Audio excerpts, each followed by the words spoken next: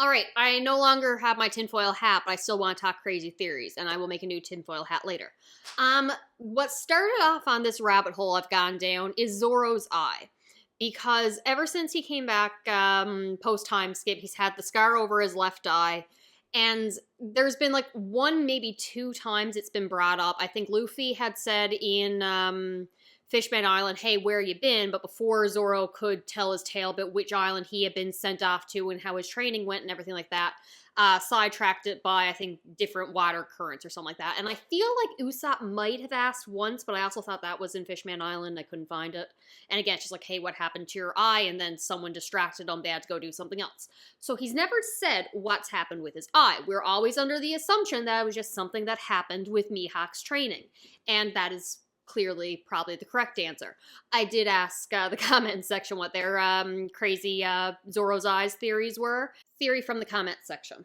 I mean, everyone assumes he got lost and ran face first into a pointy tree branch, right? And yeah, we'll get into them as well. But I'm wondering if there's any inspiration to different mythology, mostly because I want a mythology that gets us to the underworld. Zoro wants to be the king of hell. And he has a lot of like Buddhist type attacks and things there, but I can't really find anything too much with the eyes. When I think of eyes in mythology and underworld and stuff like that, I want to go to the underworld, okay?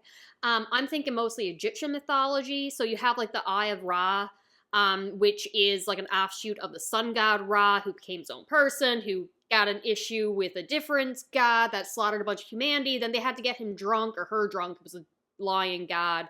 Got her drunk with beer and a little bit of blood, took the eye out of her, so she's still a war god, but a little bit more chill. And then there was another thing with Seth. There's a lot going on with Egyptian mythology with the Eye of Ra. It changes a lot depending on who's in charge. However, first of all, it's normally associated with the right eye. Zoro's eye is the left. And while it is associated with power, I don't feel many of the things kind of relate to Zoro at all. If anything, I'll associate it with Rayleigh, because Rayleigh obviously is the parallel to Zoro on Roger's crew. And he is definitely a powerful character. So if anyone's going to have like an association with the Eye of Ra, I would lean towards him.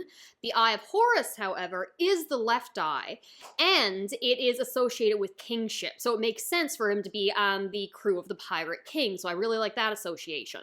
There's the association that he has with falcons. So where Mihawk is obviously a hawk, a falcon just being like a different birds type thing to parallel his connection training with Mihawk. That makes a lot of sense to me. He's also been associated with the moon, but also a little bit the sun. There was a thing with Seth killing him. So again, something in the underworld, but he has more of an association with healing and protection. As after he was killed, he's resurrected, his eyes brought back. It has an association with healing, resurrection.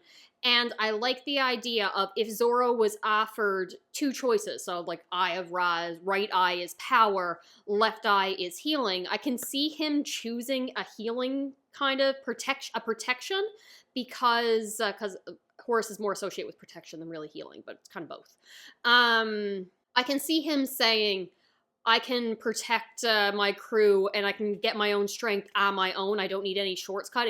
It'll be my own power. I don't need any help from an outside source. I'll take the protection to like protect my crew. And I like that idea. I also like there's a little bit of an association because Horus was killed with the underworld. Again, I really want the underworld. But Zoro like seeing the Grim Reaper in Wano. I do like those kind of parallels there. In other mythology concerning like an eye, you have Odin. Obviously, there's minimal parallels there, just kind of design-wise. That goes with Rayleigh too. But however, Odin gave up his eye to a giant to drink from the pool of wisdom and knowledge, and in doing so had to share his all-seeing sight with said giant, sacrifice one of his eyes to get more wisdom. Ending Jessica, because we all heard that, right? Because obviously now I'm thinking giants, Elbath, Tree of Knowledge, all the knowledge from O'Hara, plus possibly a location for either the Adam or the Eve tree if we're going into some of those theories. You know what? Maybe we have a little bit more connection to Odin. That eye's going to open on Elbath. Just saying. As much as I love Zoro and he's wise in his own way, I don't really see him having all-seeing sight considering how often he gets lost, whereas Odin uses it to track down whoever he needs to go to. That being said, Zoro does end up wherever he needs to be, or wherever he's most needed. He does end up there. Maybe he did drink from the pool of wisdom and has all-seeing sight and it's just unconscious, leading him to where he needs to be. And whenever he gets lost where he is most needed. You know, I don't hate that either. Zoro actually has the Mangekyu Sharingan. Regardless, we can mostly assume that Zoro at least got the scar on the island with Mihawk during his training. I do not think the monkeys gave it to him, so that only leaves Mihawk and Perona. I still don't know if I'm saying her name right. But, so I may refer to her as Ghost Girl. But, Mihawk's the obvious answer, but I actually like the idea of Perona being the one who gave him that scar, not in a fight at all, but took pity on him. They grew close and she hates seeing him get lost all the time or something like that, wants to offer some form of protection, remembering how easily she was taken down by her own devil fruit's power to get all the self-worth out of him. So what if she gave him like a ghost eye, used one of her spirity things to go into his eye to like hold on to his soul and spirit, whereas before it could be ripped out by her devil fruit and go into that depression that only Usopp was immune to.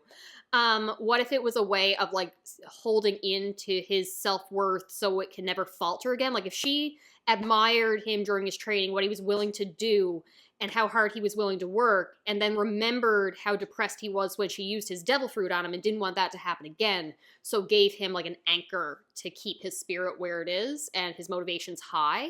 And then if he has a ghost eye, he can probably see into the underworld and view the Grim Reaper in Wano. I like the idea of a ghost eye. I don't hate that, okay? I kind of like it. Ooh, it could also mean that if we ever get to the underworld, he can walk freely throughout it without losing his soul. So I like that idea. Obviously, it's more likely to be Mihawk and training. I think probably something to do with the Black Blades and observation and or Conqueror's Haki. So in his training, we learn a little bit more about the Black Blades, and it's probably something to do with one's will. Zoro had to use his own will and control the sword when we were in Dressrosa to learn what to cut and what not to cut for the sword to obey one's will and only act in the way that the sword user wanted it to.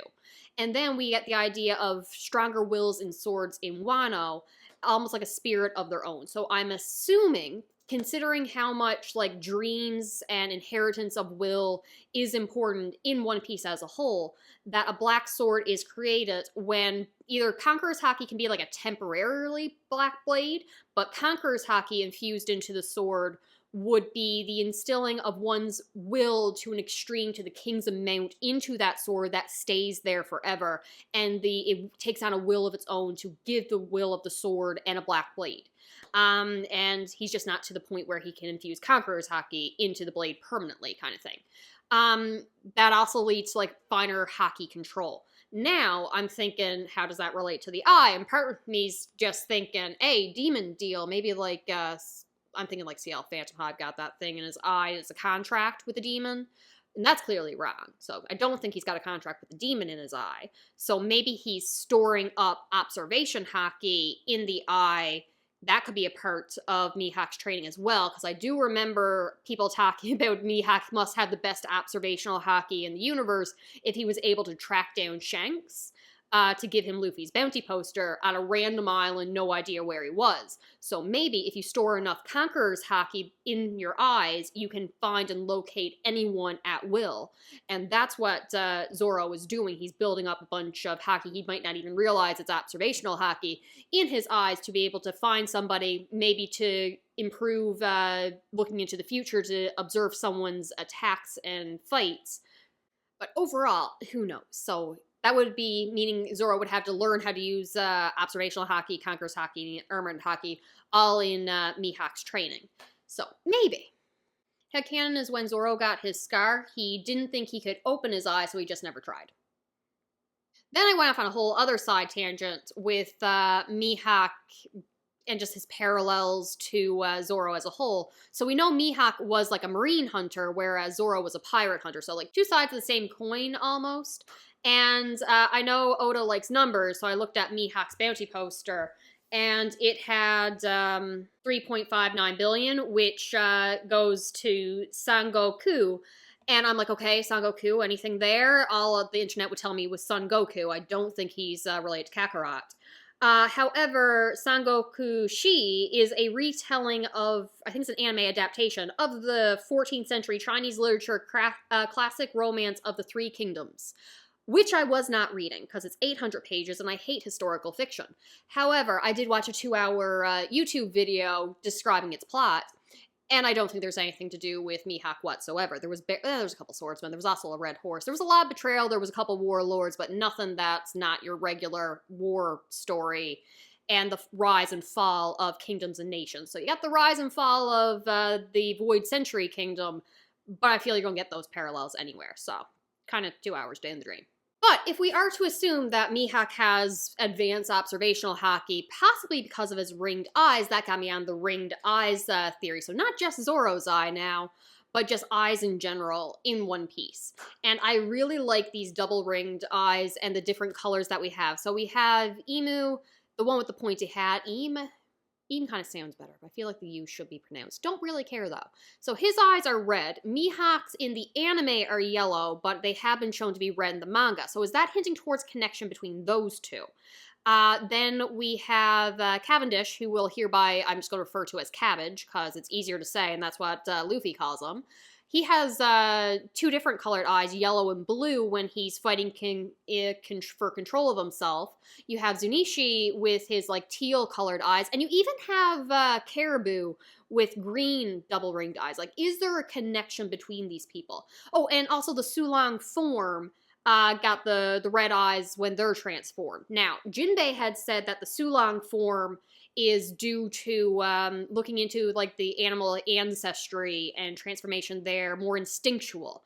And Cavendish gets it when he's fighting for control of himself. Normally, Hashuba, his hide side of himself, takes over when he's sleeping. Now, and we have established that Mihawk gets mad when you wake him from his nap. And we also have all the theories with Roxabek being somehow related to Blackbeard, who does not sleep, and possibly has multiple souls in him.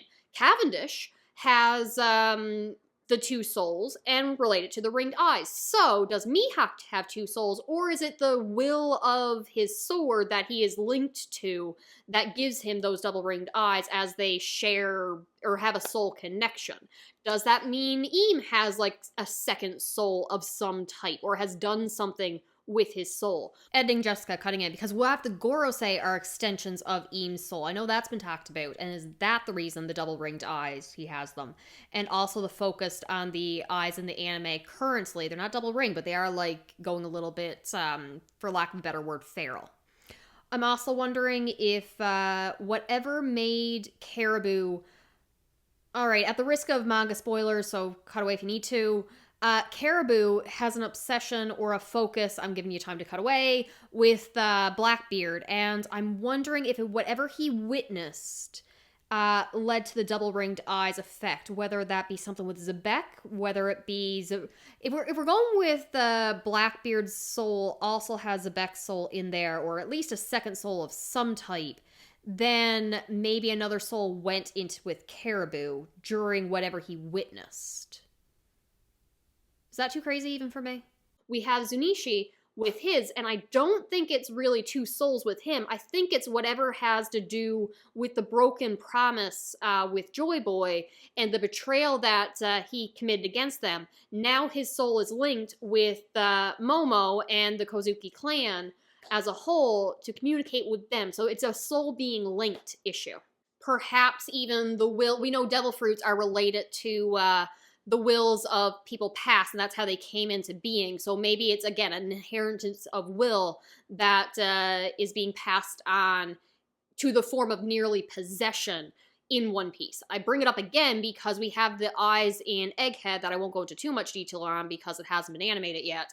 But, like, their eyes are going mad and animalistic. So are they falling back into ancient wills? I don't know. So there's just a lot of eyes in One Piece. For Caribou, his are the green ones. I'm wondering if he has, because his devil fruit allows him to just, like, store things in that swamp void, if maybe because he's taken in so many people, and maybe souls are trapped in there. Who knows? Big Mom, also when she goes into her hunger pains, and she's given over to her extreme emotions and baseline instincts, more or less, like a deeper, instinctual kind of reflex. It triggers the hunger pains, which also has the double ring eyes. And that's kind of more related to the sulong form, because again, more instinctual attack, increase in power. Increase in power. We know Cabbage gets stronger when he is under the control of Hespa. Like, there's something going on with the eyes of One Piece, and it definitely has some kind of connections with multiple personalities slash souls slash spirits slash something. I feel like it has something to do with sleep, because again, there are too many theories and supporting evidence for Blackbeard, even though he doesn't have the double-ringed eyes, but it could just be because he's completely given the souls over to his body or doesn't allow them to take over. Could be either. But he does not sleep. That's one of the few things that's been hinted about him a couple times. And then you have Cavendish, who's taken over when he does sleep, and the double-ringed eyes when he's fighting for control. We have Mihawk being awakened from a nap. I've never seen the one with the pointy hat sleep. There's something going on. He tossed up the sword to test his luck again. When it came down, it got him in the eye. All right, that's all I got. Tell me what you think about the One Piece eyes, because quite honestly, whether or not Zoro's eye is just cool design, paralleling Rayleigh, will have no impact on the story whatsoever, or hiding as some kind of new technique, superpower, something that he's building towards. I do think that the double-ringed eyes have some kind of connection. I do honestly think it has something to do with wills or souls or dreams, and I'm not opposed to the idea of sleep being something that can trigger and awaken a second spirit or something like that. All right, talk to you later. Bye.